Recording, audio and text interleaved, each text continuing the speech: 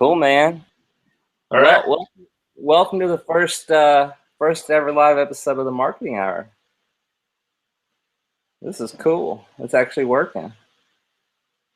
It is. We look kind of like you're staring at yours and I'm staring at mine. So we'll have to do the comment section here. But yeah, I'm gonna stop being an amoeba. I'll close it down, and Gilbert will just take over that way. Yeah, I'll leave it open and wait for questions. But it's definitely working. Definitely working. We have 17 viewers. That's cool. Where should we start, Bill? Where do you want to start? Oh man. You know what, I think because we talked about wanting to talk about something, I think that maybe we should see if there's like a question to get us warmed up, get us in the zone before we kind of go down that road. Because I know it's going to be a fun road, but let's see if someone has something like they just want to talk about and shoot the shit about. That way we can get primed up for the chat. Is that my tractor in the background? You're goddamn right. Normally, I'd be doing this from my office, but I've been doing yard work all day because I had people come install the pool. When they installed the pool, they tore up my yard. And I'm a Southerner, so we Southerners take pride in our yard. So I've literally been outside for the last 4 hours doing yard work, cleaning up the mess they made. And then Bill's like, "Hey, we're supposed to take pride in our yard." So I've literally been outside for the last 4 hours. What the hell? How did somebody join this call? How do we kick them out? We're supposed to be broadcast. Get out of here. There you go. It's probably one of the people watching our show. Somebody try to join in on the Google Hangout. How do I turn that off so they can't do that? I don't know. Let's figure that live next time though. We can't. Yeah, I'll keep ejecting people. All right, so you know, I don't know. Did anyone say they got anything they want to hear about, or what's up? Because I figured let's just let's see if they got something. If not, we'll just dive in. Yeah, well, I know what I want to talk about, but somebody asked a question, and the first person to do it, that's the first thing we'll talk about, and then we'll get into our ranting and ranting. Watch, nobody's got nothing. Fergal's always got something. Fergal's good for that. Yeah. 47 tractors here in my garage. If there's one thing I love, it's tractors. I got these new Lamborghini tractors. One thing I love more than tractors, though, knowledge. Where can you get a hat like that? Amazon, brother. And I've only got a hat on because I'm sweaty because I've been doing yard work. Dude, that's good. The question is about the hat. All right, that's cool. So what do you want to talk about then? Screw the question. Nobody's asking any questions. Maybe because you said we were taking out the trash. Maybe yeah, let's just go and start talking about it. How about that launch the other day, Bill? Let me just pull up this sales page. We won't name the launch, but we'll just talk about it. Yeah. Okay, so look. I mean, first of all, let me disclaimer this, but I'm just a guy with an opinion about shit. I'm by no means the authority on how things should be done, and I don't want to be perceived as that. However, I do have opinions on things. And the launch that we saw the other day was absolutely spectacular. It was filled with all sorts of shady, dicey shit. Like everything that they would, if you went to legal copywriting school, they would have told you that everything that you did was not okay. And I don't know, man. Do you know what I mean? Like that's how it would have been. It would have been, this is wrong. But you know what? I mean, this is the shit that we talked about on the show the last time, right? This is what's going around. It is. It is. We're dealing with a lot. Here's the issue, guys. Ever since the Warrior Forum got sold and went downhill, okay, and I'm convinced of this. The Warrior Forum was the #1 way to bring new customers into the industry because they were ranked for so many damn keywords. So they would get on the Warrior Forum, eventually get on the Warrior Special Offer, and then now they're in our industry and they're a customer that we can sell to, right? I mean, that makes sense. But the Warrior Forum died. So we're left with a shrinking customer base. And among the shrinking customer base, we have people who are taking advantage of them, and then now they hate everybody. It's kind of like you hear people say, you know, all cops are bad or whatever. Well, not really. There's just a couple bad cops. But when someone gets screwed over, they assume it's all bad. So I think our goal with the marketing hour is to just start calling out this bullshit, because they're hurting our business. You know, when someone takes advantage of customers, that hurts us. We lose that customer. I'm gonna close my garage, and you guys can just wait. Close the garage. Yeah, man. I'll actually just finish his thought, because that's a good point. I mean, we do lose our customers in the sense that, you know, how many people I remember when I first started out, I got shut out. Like I stopped. I didn't want to pay attention anymore. I didn't want to do anymore, because I remember I bought this plugin, and the plugin, like it was so bad, push button riches, that it was just a plugin you put in, and no matter where you went, you couldn't find anywhere to organize this plugin and make it do what it was supposed to. So basically, I got a plugin, but it didn't really do anything. It just fit in WordPress, and that was it. So I disappeared for a while. And I think that happens to a lot of our customers. They're disenchanted with what's going on. And I mean, I don't think it's really too hard for us to just run around being honest. In fact, I will put the disclaimer out there that the most positive feedback I ever received in my entire whole thing was one of my first products when I was still a construction worker, and that was in the copy. Like, I got a job just like you. I just figured out some stuff and thought I'd share it with you and people, because that was on the Warrior Forum. And they just went absolutely apeshit over it. They loved it. I love you're a real guy. I love you're a real person. My first review site way back in, oh man, it had to be 5, 6, 7 years ago or something like that. I don't even know. But my squeeze page did 60%, 70%, and I was just a terrible video saying, hey, I'm going to buy these products. I'll check it out and I'll tell you what I think. Right. That was way back in the day, and people loved it. Like, it was 70% was the opt-in rate per average. And that's how I made my business. Like, was starting out with solo ads and increasing opt-ins and getting conversions and all that stuff. And they love the fact that people are just real. So where it ever came to this point where, like, you have to lie or sell on bullshit, I just don't understand. Like, it's not needed. It's not. And see, the issue is, when we're not getting all these new customers through the Warrior Forum anymore, most people don't know how to drive traffic or build a list outside of IM. I mean, that's just a sad fact. They don't know how to do Facebook traffic. They don't know how to rank on Google. So we're getting less and less customers in. And what ends up happening is people take advantage of them, and then they're like, oh, IM's a scam. And then it hurts all the good guys. Okay? And so, kind of like Bill said, I'm not the voice on this. Bill's not the voice on this. We all are. And I think our hope for this episode is to start calling out some of the bullshit that's going on, because it's hurting our business. You know, if a customer gets cheated by someone and assumes that we're all bad, then we just, you know, maybe we just lost fucking $500 that guy would have spent with us over the next year. So it's important not to lie to people. Shiv Patel asks, what do you think of people who blatantly lie and copy? That's exactly what we're going to talk about. Let me pull this up and let me just start reading this. All right, Bill? We're not going to call anybody out, but we're going to read words directly from. Well, you can figure out who it is if you want. It doesn't matter to me. I'm not going to name names. We're just going to talk about it. Anyway, discover how I'm withdrawing over $459 of commissions every day from the next big social media craze, which is Snapchat. And you know how they're withdrawing it? Warrior Plus proof.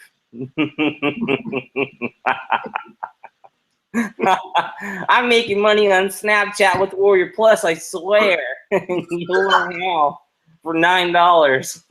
Oh, wait, hold on though. I mean, you got to run out there, okay? Like, this is where it goes from, like, suggestive selling, and it's crazy the difference in wording between a lawsuit and not. And it's not even big. You will or you could. You see the difference right there? There's no claim in that you could. There's a claim in that you will. Now, the other fucking problem I have with this, and look, you got me going. The other problem I have with this is $10,000 per month, 10 to 20K per month is the claim that's further down the page on Snapchat, and it's with Warrior Plus. I don't know anybody that's honestly doing 10 to 20K a month on Warrior Plus with fucking Snapchat. What is? Then, look, just the thought of someone getting a Snapchat and buying an offer off Warrior Plus makes like, what a fucking liar. No, but look here, hold on. This is documented public shit forever, so here we go, squeaky clean us. Look, oh my God, there's just so much wrong with it. So then you get into the course. Okay, look, I don't want to go crazy. Look, we've all been there. We've all made, you know, we've done whatever. It's something new. You've tried it. But when you're saying you're making 10 to 20K a month consistently, and you can show other people how to do this, then your very first words after they buy is, "I'm new to Snapchat." What the mighty fuck are you talking about? Now, I understand that this isn't going to make me any friends. Nobody's going to love me for this, and I probably will lose a couple of affiliates forever on this one. I don't give a fuck. No. Really? Like, I'm not going to promote us because we're calling out their lies on their stupid ass sales pages. Go fucking jack off in a goddamn corner. I don't give a fuck. So, like, you know, I don't know. Hey, look, I'm watching these comments. What do you think, guys? Like, is this, do you hear this? Or like, who else is pissed off by the lies that some people are spitting? You know, it affects all of us because we lose customers the same way that people think all cops are bad. As soon as someone gets screwed by someone in IM, they think all IM is bad. So it's hurting us. It's hurting everybody, and we need to put a stop. We need to all make a group effort to be more honest in our sales pages. I mean, get this, guys. One of my top selling products of all time. It has sold 6,000 front-end copies. I've launched it 3 times, and the headline was "How to Make $5 a Day," and it was honest. It was honest, and people bought it because it was the truth. Like, you don't have to fucking you don't have to walk by cars that aren't yours and pretend they're yours and talk about how they're going to be a millionaire overnight to run an ethical, honest business and get customers. And in fact, if you were to be honest, the customers would appreciate you for it, and you'll build fans, and then you won't have to be launch every other week. Like, God. Dude, you know what? I got this thing here that I want to say. Shiv, he brings up the point where I made over 500K, and then talks about how it's like divvy affiliates and launches and shit. And you know what? That's a great point. And the simple difference is that it's someone who, in my example, right? I worked my ass off to get to 6 figures to make it, and then I worked my ass off and finally done over 7 figures online. Revenue generated. I've generated $1 million in revenue is far different than I make $500,000 in revenue. You know what I mean? And it's such a simple little word. And you know what? If you're a new person and you're sitting there, you don't care if it's I make $500,000 a year or I've generated $1 million. I've generated $1 million is someone who's gone out there from where you are and has been able to bring in revenue of $1 million. And that's an accomplishment. Be proud of that. You don't have to say you made $1 million, but I've generated. That's a pretty impressive fucking goal. I know, because we've finally been there, and it's like, it's one of those things. You know what I mean? No, I agree. I agree completely. Like on our last launch, SnapReviewsPro, we had like $300,000 in proof, but that was actual affiliate commissions. That was money we made, right? And the point of SnapReviewsPro is if you build review pages, use the plugin, you help those build review pages, slowly over time, you'll start making money too. And the proof wasn't to say, like, we didn't say you're going to make $300,000. We said, here's how I made it, and here's how, and then the training we go on to say, here's how you can do it if you put in the work. You know, you can build an honest business with honest claims and not screw people over. Because the minute you screw people over is the minute we all lose a customer, you know, and then we're, fuck, you know, eventually we're all, IM's going to turn into this thing where we were all rich and living it up. And next thing you know, we're on the street corner begging for money with a sign that says ex-Marine or something, because we're used to lying on our damn sales pages. So we lie on our beggar cardboards too. I watched one of my favorite movies of all time, and it's recent. It's The Big Short. And all I could think about with The Big Short was that the marketers represent the banks And the people represent the people that were in those mortgages. And it's just so crazy. If you look at this business, it's so and I know it's been like this for a while, but like it seemed as though we went through this phase and we talked about that. But right now, it just looks as though there's a bubble being created that has no choice but to burst, right? Like how can it sustain this type of heavy pressure from multiple sources every single fucking week? How can it continue that way and not eventually implode? And we've had some guys that have been around a while that know exactly what I'm talking about and are saying that yeah, they see the bubble and this is going to explode. Now, it's not all rain is falling, and I'm not saying don't ever use words that get people emotional and want money and want to make that. That's great. You do that in every niche. Golf, you want a better swing? You could improve your swing in 3 days or less with this. It's fine. Like, go ahead, sell the shit out of people. That's what copywriters are for. But you don't have to lie and just pay for the copy, because then you'll get a copywriter who's not lying for you. Yeah, exactly. And see, Brett brings up a good point. He says, the problem is that many don't want honesty. They want hype. They want a dream, because many people don't want truth. There are going to be people filling in that gap of what people want. And that may be the case. That may be the case. But I tend to agree that I look at us as online drug addicts or drug sellers. Like, we are selling drugs to people who are addicted to hopium. They're addicted to dreams. They're addicted to hope.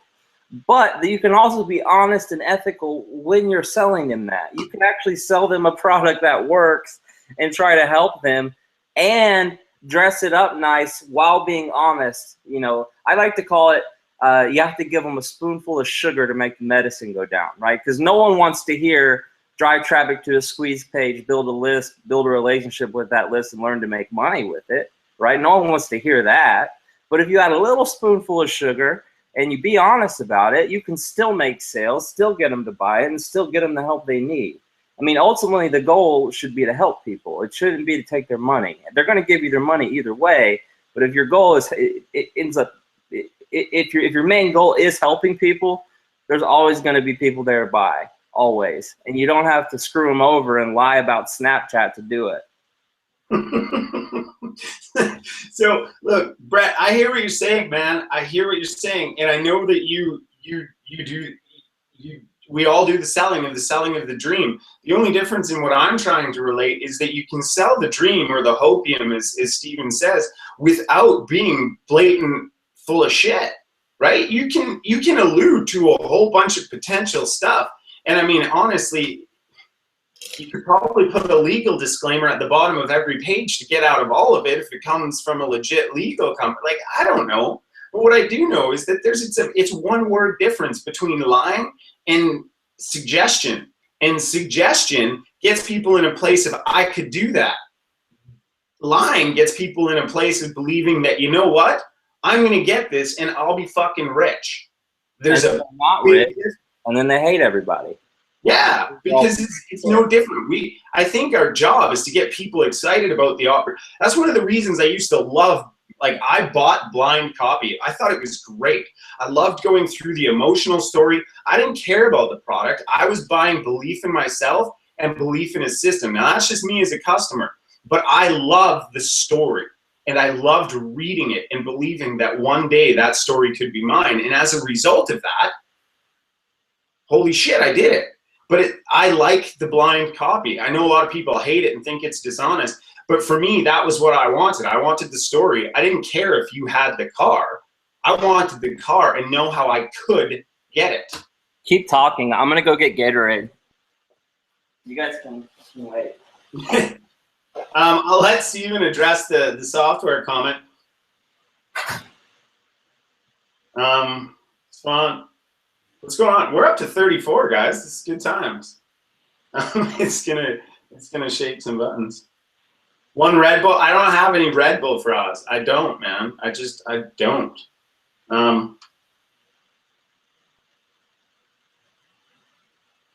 The dream chasers will always be there, but the more you transform your sales page from cool way to make another.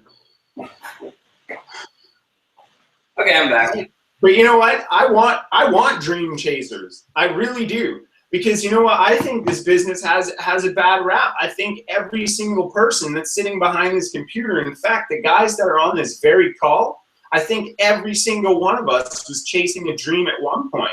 So there's nothing wrong with refund chasers. There's nothing wrong with button seekers. I was a button seeker. I finally opened up. And you know what? It wasn't until I paid a bunch for a mentor. I got a list of books so big that I finally began to understand about business, what to do with the money. And I found a pursuit I was passionate about. And I also enjoy helping people. But that didn't happen if I wasn't a dream seeker. So I'm good with that. My only point in all of this is just there's a difference between saying you will and you could. It's a huge fucking difference. Like legally, like your lawyer will love you for the one and get you away with it. And the other one, he'll love you because you'll pay him. Well, didn't Frank Kern comment on this situation? No, that was a different one, and I haven't even gone into that. I just saw it happen, but yeah, I don't remember where I was going with my thought because you went Frank Kern. Listen, like you were saying about the bubble, we talked about it on previous episodes. There's a time coming within the next year and a half where we're going to lose 25 to 40% of the vendors in the marketplace, and the reason is because they're not sure how to monetize. They're not sure how to make this work. You know, they're not sure how to change. And so this bubble that we're building, and it is a bubble. I mean, you know, I've been doing this for 6 years. There haven't been this many vendors since the Warrior Forum days. The difference between now and the Warrior Forum days is it's like 10% of us are bringing in new traffic from other sources. You know, we don't have the Warrior Forum to rely on anymore. So we're going to see a bunch of vendors, I think, disappear because, one, they don't know how to build a following, and part of that's because they're not being honest and they burn their list out. And two, there's just way too many damn launches. And if you don't know how to be an affiliate, then most people won't be an affiliate for you. Shiv Patel asks, what do you guys feel about people pirating other people's software and then hiding behind the legal jargon? Okay, here's what I feel about it. You cannot legally buy a software off of that one website, Code Canyon. You cannot legally buy the extended license and then resell it. The extended license does not give you the ability to resell it. I have confirmed this. I've got it in writing. The only way you can take any software off Code Canyon and resell it is if you get a contract with the software vendor and then pay him for white label rights. But most software vendors won't do it because they're already under contract with Code Canyon and Envato. And so if they were to go outside of that, they end up losing a percentage of the revenue they make from Envato sales. Now, there is a difference between that and then seeing a software and saying, hey, I can do that better, and then going out and hiring a coder and making it better. I mean, that's just competition. That's like Walmart versus Kmart. That's capitalism. You know, that's totally cool. But to buy something off Code Canyon and resell it, one, you're breaking the law and you're violating Envato's terms of service. Two, you're a cheap fucking asshole.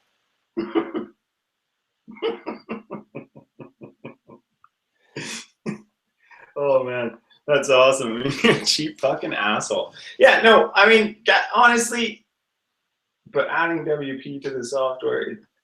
Look, here's the deal. If you can take somebody's product and you can make it better in any way, and honestly, I don't give a shit if it's one small little feature, or you can make it feel better and just have a little tiny bit more functionality. I don't care, because as Stephen said, it's capitalism. This isn't the only type of touch phone on the marketplace. Like, it just isn't.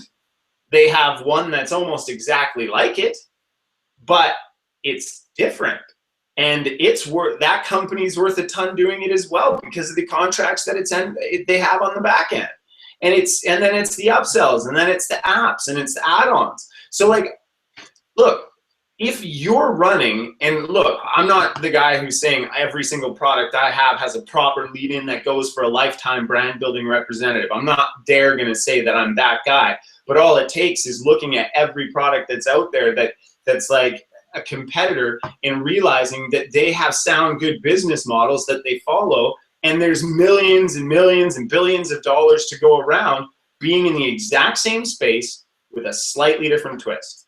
It's everywhere. It's capitalism. Yeah, it's competition.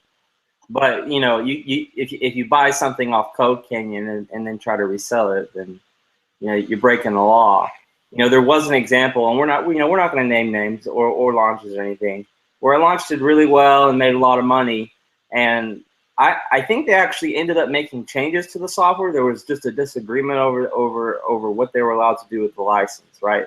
That's a little bit different than the vendors who are going to Code Canyon, buying something, and then putting it up on JVZoo and selling it for the same price. You know, the only thing you're allowed to do with Code Canyon products is take it and add it to another product of your own, and that other product has to be different in nature. So you can't buy like a sliding plugin off of Envato and then sell a sliding plugin. You have to take the sliding plugin, add it to whatever you're selling as a feature, and then you can sell that entire package. But you cannot just take it and resell it. It doesn't work. Yeah, Peter. But I don't think you had malicious intent on that. You know, I don't think, you know, I think that's a different situation. I'm talking about different vendors that actually just copy and paste things and consider it ethical and legal. Let's see. I got a phone call, guys. I have to take it. Hang on. Hello. Yeah. Hey, what's up? I'm interested to hear what this conversation is about. Yeah. 15 minutes will be fine.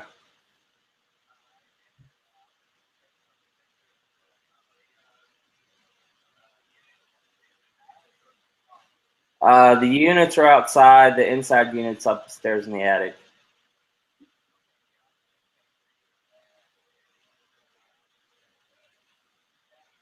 Is anyone else as fascinated with this phone conversation as I am? Okay, sounds good. Appreciate it. All right, thanks. Bye. Sorry, guys. My AC unit has gone out, so I've been fielding quotes all morning to get them replaced because they're like 12 years old. Just part of being an adult. And I had to take it because he's on the way here to quote me, and he's going to give me a better deal than the last assholes. Anyway,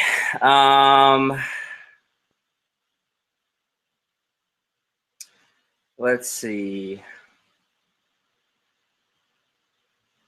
What should we talk about, Bill? I don't know. I'm just strolling here like it's. And somebody give us a topic to talk about. I mean, I'll go pull up some more shitty sales pages. Hang on, we'll read about those and laugh at those too. Well, look, I mean, okay, so Shiv seems to be really on about the stealing stuff. Look, man, stealing is stealing. You can't do that. Just like you can't outright lie and say this is my fucking car if it's not your fucking car. Like, you can't say that shit. Well, I mean, I guess technically you can say whatever the hell you want, and you can say it. It doesn't necessarily make it right or good. I mean, that's up to you to sleep at night. But directly stealing it, you can't do that. But I guess it's done all the time. So no, I'm not advocating it, nor do I ever suggest it. But what I do know, just from the war on drugs and all the other crazy shit that's going on, is that criminals keep doing the same shit that they do because that's what they do. And there's like, I guess there's lots of money in it. So no, it's not cool. It's shit. But I guess if we all just step up our own moral code and try and be better than we were yesterday with our business, I think everybody will be in good shape. And I don't think we'll ever lead them out. You ready for this one? Hear it up. How we made an easy $2,000 last week with just a few minutes of work. Or plus screenshot as proof. 8 of them. And then it says, you don't need a product, you don't need a budget, and you don't need a list. I don't know about you guys, but there is no fucking way that you can make $1,000 on Warrior Plus or JVZoo without a product or a list. You can't do it with cold traffic. You're just not going to. Like, God damn it. Pardon my language. Just fuck, dude. It's this type of shit that pisses me off. wait a second, where's this, how's this $1,000 being generated? You know, like, is this $1,000 over life? Because I think if you run enough traffic to an offer, you could make $1,000 someday, but I don't know you're going to make that a month with no risk. Well, think about it though. How? Yeah, on Google, you cannot link to a Warrior Plus offer. On Facebook, the only way you can do it is if you cloak your link. And even then, I've tried it. If you send cold traffic to from Facebook to an offer, it's not going to fucking convert. So they're using screenshots from when they've sent out emails and made money as proof that whatever they're selling works. You know, like right. So that would be like learn how to build the list, right? I don't know. I don't know what the product's about. I'm just looking at how the fact they say make $2,000 and then they're showing they're showing screenshots from the amount earned that day from JVZoo. It doesn't. And then they go on to say you don't need a product. Like, well, then how the hell do you generate $1,000? Like, has anyone on this call listening right now ever generated $1,000 without emailing their list and without launching a product? I don't think so. I would bet my goddamn house on it. You know. So it's again, people are putting up these offers and then lying about, you know, the proof, especially when it comes to something like Snapchat, which is what started this whole rant.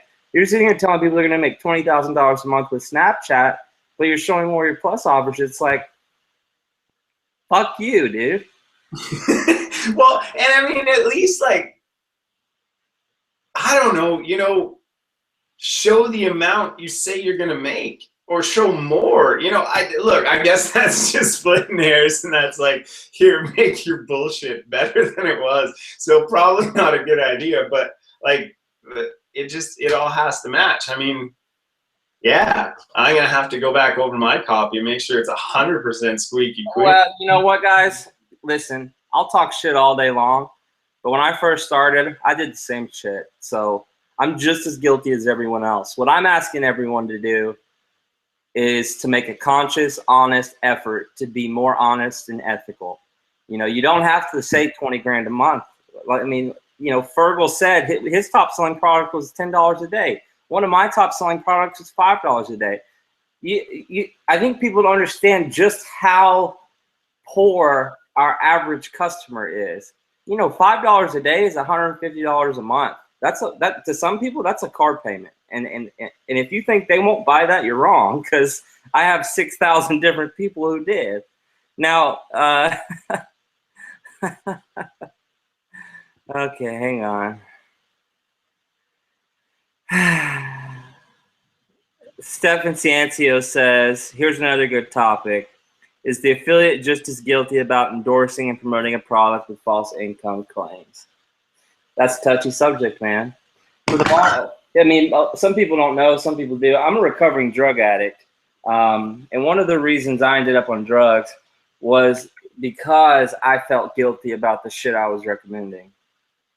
I felt just as guilty as the people that were selling it, right? Because it was kind of like guilt by omission. I knew it probably wasn't good, but I was still recommending it anyway. So I still felt like I was, you know, partly to blame for that. But there is honest ways to do reviews. You know, you can actually open a product and go through it for once and take a little time and put a video together and answer questions. And what ends up happening is your following will love you for it. Just look at people like, you know, Mike from Maine and Brett Rutecki. They open up products, they go through it, they do interviews, they add value to their promotions. And that value gets people to come back again and come back for more, and wants to watch to see what they have to say. It builds trust. You know, I guarantee you Brett and Mike aren't worried about disappearing over the next year and a half. But you know the ones who are? The ones who are launching the fucking make 20K from Snapchat every other week. You know, those people are worried. You need to build an audience. And the only way you're ever going to do that is if you add value and you treat people like people, you know?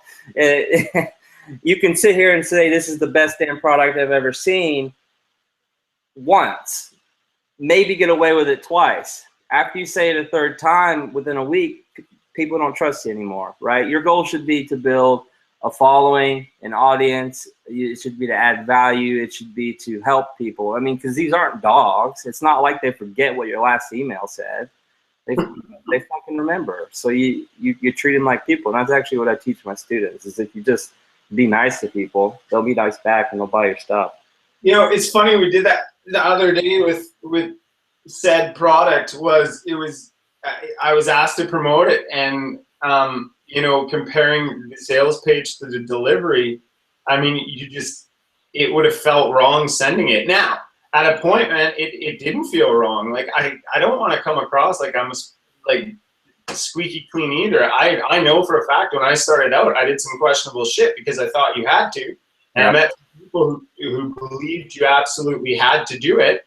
And I was led the wrong way. But I focused on some different things. I started to change my peer group to go in a different direction. And by the way, that dodgy shit I did, it never paid off as well as the straight up stuff, right? Like, if people said read terms of service on Facebook, I didn't. I tried to get away with every shitty spam type of thing you could do because I just didn't know any better. But once you do know any better, it's your duty to like go with what's going to make you feel okay, you know? And I mean, thank goodness, I don't think I made more than $10 doing something dodgy. So like nothing's ever coming back on me for that. But man, that time, it doesn't feel good. You're trying to get this grind. You want to believe the best in the world.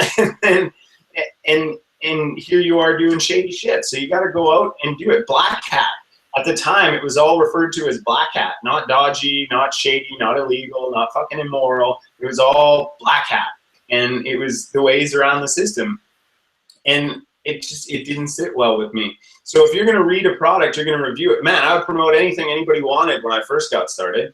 I mean, I just would, you know, I wanted to make friends and I thought that's the way to do it.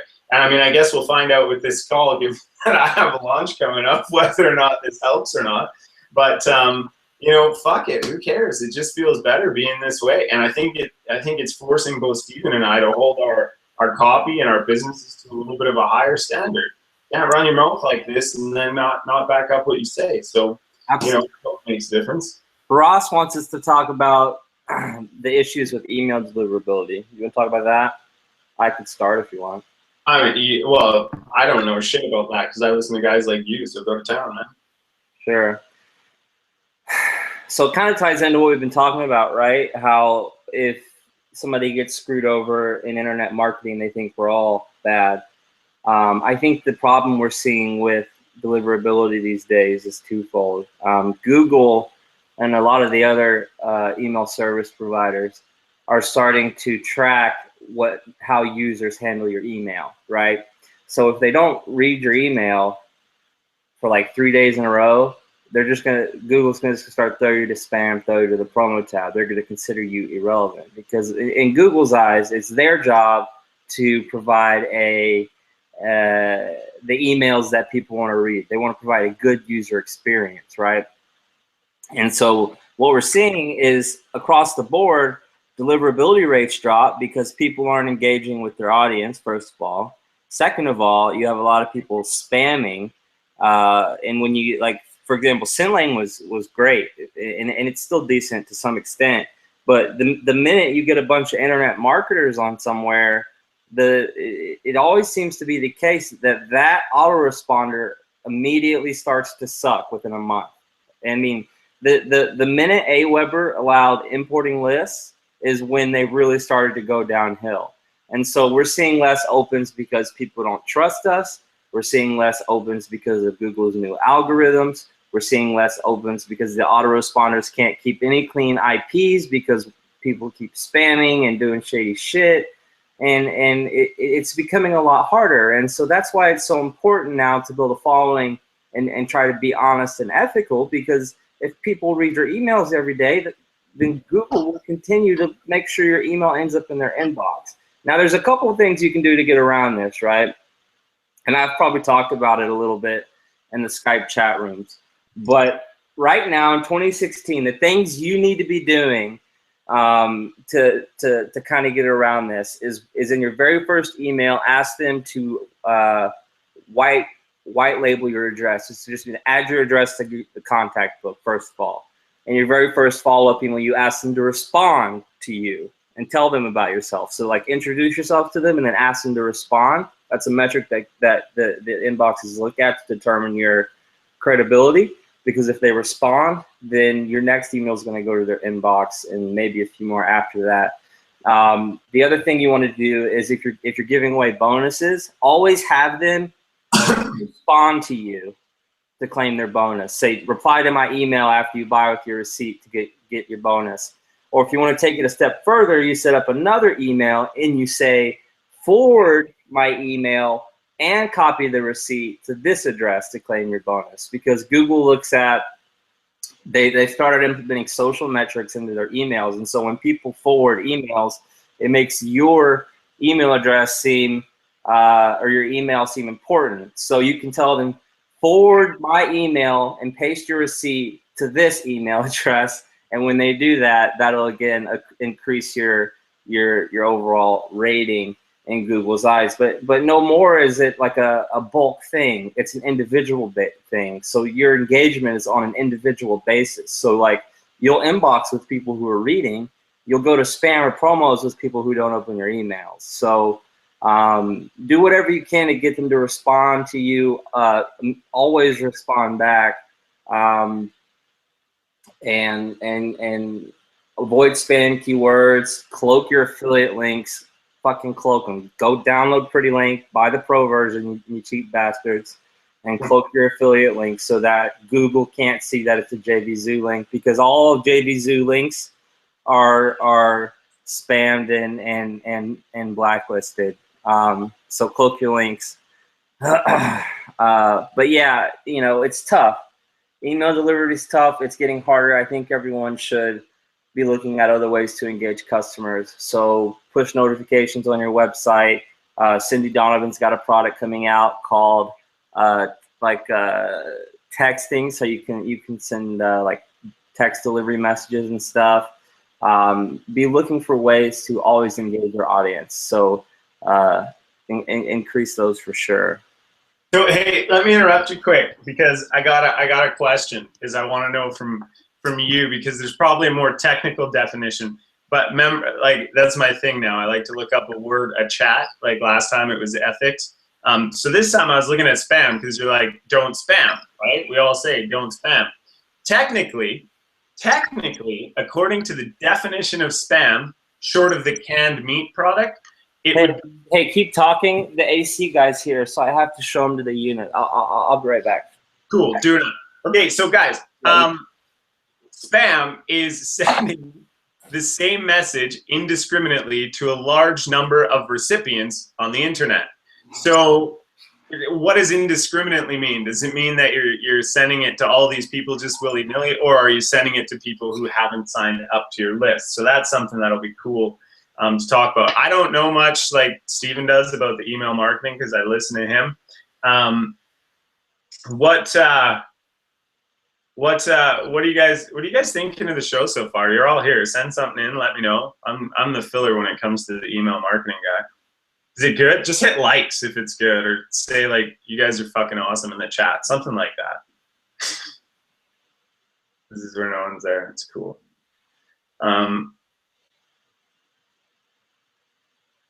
All right. See, Steven can't leave halfway during his thing, because I don't, you know, I really don't. I just do what Steven says, and I follow along in his group, the Postmaster board, I believe it is. Yeah, let me check that, because I think it's good. All of you probably already know. Some of you are watching it from here, but I think that's the one. The Postmasters board, that's a good group. Join that group and learn your shit about email marketing if you don't know, because Steven's got it figured out. It's pretty good. Talk about hype. Right on. It's pretty good, I get. Thanks, got the fucking awesomes. Right on. I love it. Okay, so talk about hype. I mean, I can do that a little bit, but I mean, it's what we all do. It's all hype. And I think we touched on this last episode where there's, and I remember fighting with this guy a long time ago saying there doesn't need to be hype. There doesn't need to be hype, because I didn't really understand how the hype goes. I thought the hype was all the bullshit words that you use to describe what people are going to buy. I thought copy was hype, but really hype isn't that. It's the excitement and the buzz that you generate for your product, and how you get people working towards wanting to promote that, wanting to buy it. That's the hype. And I think one of the things, and you know, if you were tuned in and dialed in when Don Wilson did Facebook ads cracked or FB ads cracked, the first one, I think everybody got a big wake up call to what hype should look like. Now, the budget that he had, all that stuff, I don't know what that was, but he dominated Facebook like everywhere. And since then, people have been doing it, and then it's gone down a little bit. Nobody has ever put the same type of total domination all over Facebook as he did then. And what it did was he just kept sending you this free content, getting you excited about it, and sent you to a screen page where the background image was nothing but proof. I mean, that's creating a hype bubble. That's creating excitement for your product. That's creating something that people want in on, and you can sell that at a higher price. But like the copy's the copy. As far as hype goes, it's all about you. And I think if you're confident, comfortable, and you believe in your product, you'll have no problem hyping it up. If there's a few things that you think are a little bit dodgy or shady, you're not going to put that money into advertising, because there's something deep down that you're not sure with. But if you're doing it, you're legit on it, and this is something you want to make a huge lifetime project that's going to launch you into that next level of business and open up a whole bunch of doors for you, then you need to be running that type of business. You need to be running that type of hype. Joey's Auto and crew, they did a fantastic job. Jamie and David, they did great. Everybody knew it was coming out, and we knew for months in advance, and we were excited about it. So when it comes to hype, I think there's, you know, like affiliates, there's A, B, C, D level hype programs, just like there are affiliates. And I think what you normally find is that the amount of hype you're willing to do is what generally leads to the type of affiliate that you're going to get to try and promote it. You know what I mean? And I think you're right. There's a difference. Okay, so when people think of hype, they think of hyping up a sales page or hyping up like an email, and we've talked about this. But I tend to agree with you that hype is the atmosphere, the ethos surrounding your launch, right? And an easy way to build that, just right off the bat, is do like a 7-day pre-launch campaign, all right? So even before that, you're going to be running Facebook ads to affiliates, getting them excited for it.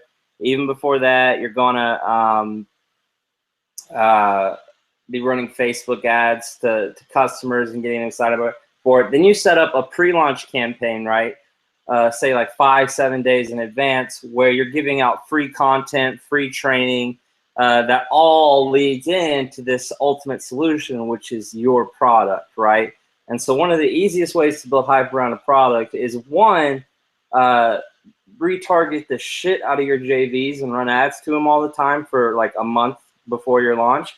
And two, do those pre-launch campaigns, right? Do contests, right, where you give money away for people to send leads to you, and like say like the most opt-in top 5 people get paid, and then you just count the opt-ins, right? And so then those people that opt in, they get put into the pre-launch campaign where they're getting the free gifts, they're getting the training, all leading up to this launch, and then boom, it explodes. Now the other type of hype is the one where people are like, this is the best goddamn thing I've ever seen, you're gonna be rich. And the issue with that is most people who email market, that's the only way they know how to sell, is to sell like that. But if you'll sell with value, if you'll sell with honesty, and you'll just be real and kind of soft sell most of the time, when you do hype something up, it works 20 times better, and your fans and your audience actually believe you because you haven't hyped up anything yet. So just to give you an example, the way that I soft sell everything. I say, here's what it does, here's all the information on it, make the decision for yourself. And then an offer came along that was really good, and I knew that it would help them. So I hyped it up, okay? I said, I made a video. I was like, guys, this is fresh. You know, there's never been a course like this. It was all true, and you guys are absolutely going to love it. And that was my biggest promo ever, because I actually hyped. I ended up doing $10,000 in 2 days on a $37 info product. And that's because I use hype sparingly. Hype, when it comes to your marketing and your email marketing, is a tool. It's not It's not the car itself. It's just a piece of the car. So really, when you're doing your marketing outside of launches, try to take a more honest, value-based approach. So for example, what I'll do is, if you remember back in the Warrior Forum days, you always had the sales page and then the FAQ post below it. So I've turned my review videos into those FAQ posts. So I just answer basically what people will want to know about the product that they're not going to find anymore. And I do it in an honest way and tell them what's going to happen. And then when something comes along that I do want to hype up and I do think is worth hyping, people buy the shit out of it because I never hype. So if you use hype correctly, you'll make a lot more money and you'll build fans. You know, you don't have to hype everything to make sales. You just have to provide value. Glenn Kosky asks, what is the best push notification software? You know, there's a couple different ones. I've only tried two. I've tried Jimmy Kim's Push Connect Notify. I asked for a refund on it. They said that it did Safari push notifications and it didn't. So that's like one of the only free refunds I've ever asked for. It does do the other browsers, but it didn't do Safari. Right now I'm using Push Crew. It doesn't do Safari either. It's hard to find one that does Safari, which is a big deal because you know, a lot of people use Macs. So if you do some searching, there's a lot out there. There seems to be ones that just going in. There seems to be ones that do Firefox and Chrome and Internet Explorer, and then separate ones that do Safari. So it might be worth having two, so that your Mac users also get signed up to push notifications. But I've had Push Crew installed on my site now for a week, and I've already got 150 people signed up to it. So now anytime I make a post, I send a push notification, and it goes straight to their desktop. I don't have to worry about it hitting spam. So definitely look at ways to reach your audience outside of email marketing, because email marketing is getting harder, the rules are getting stricter, and it's getting more complicated every day.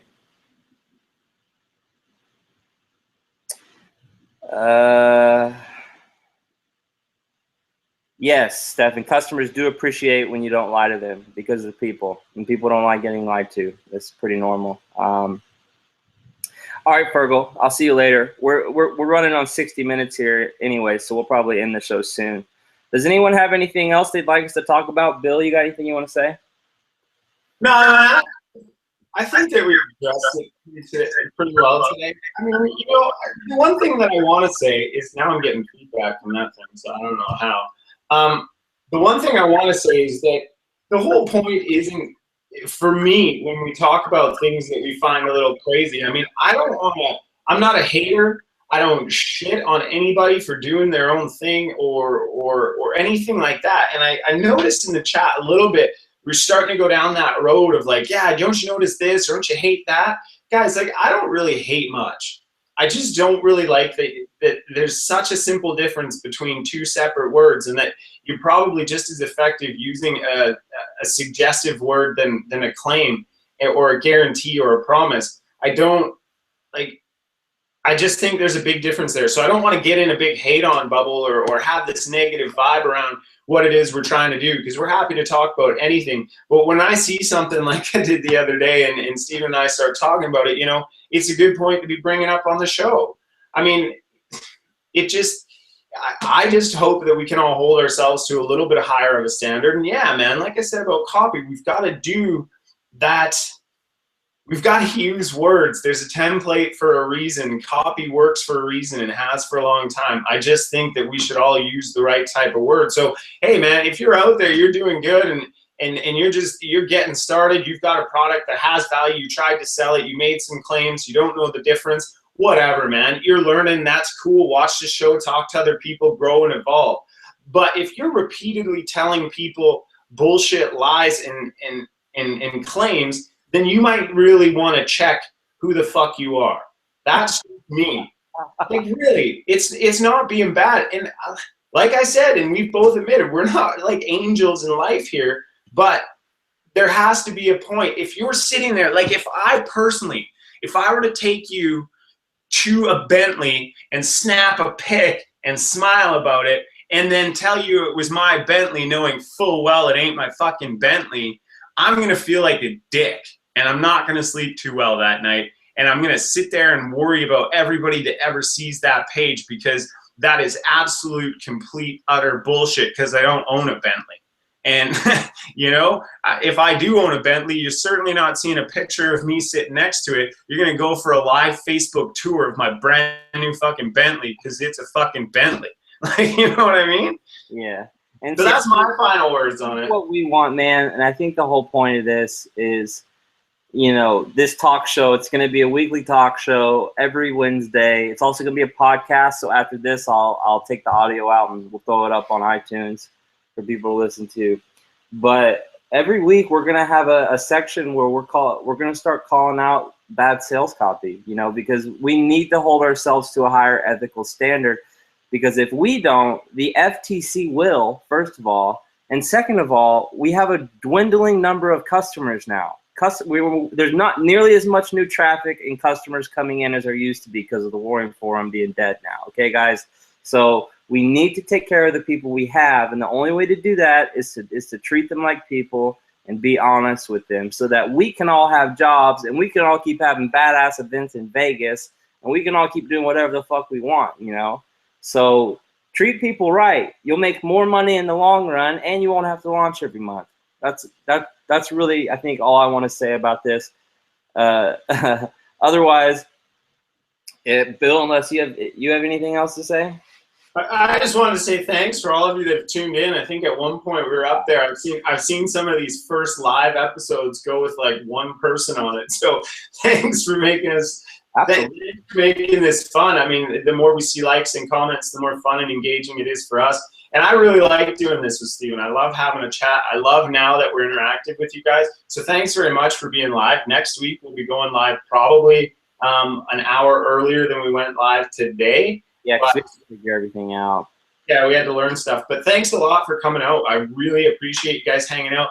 And the one thing I wanted to mention is Steven and I were talking about that the other day, is that we don't plan to monetize this in the sense of like we're ever going to do promos. So don't think that at some point down the road, that's the end shtick of this, that's the game. We just enjoy talking. We know there's a place in the market for people who are just willing to sit down, shoot the shit, and be real.